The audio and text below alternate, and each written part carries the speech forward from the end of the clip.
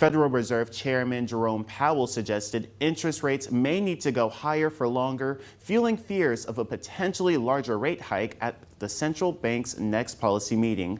Fox's Grady Trimble takes a look at the Fed's plan. Federal Reserve Chairman Jerome Powell stressing central bank policymakers are prepared to raise interest rates higher than previously expected and pick up the pace of increases in the face of hotter than expected economic data.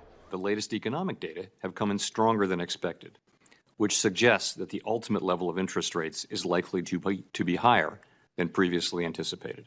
Powell making the remarks before the Senate Banking Committee. Central bankers are in the midst of the most aggressive campaign since the 1980s to crush red-hot inflation.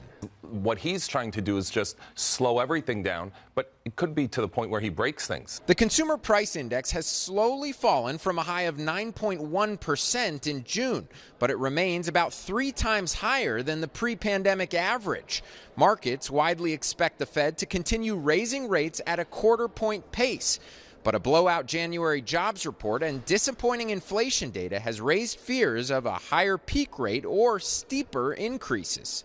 The Labor Department reported in February the Consumer Price Index rose 0.5% in January, the most in 3 months. The annual inflation rate also surprised to the upside at 6.4%. Although inflation has been moderating in recent months, the process of getting inflation back down to 2% has a long way to go and is likely to be bumpy. The Fed's rate-setting committee meets later this month. On Capitol Hill, Grady Trimble, Fox Business.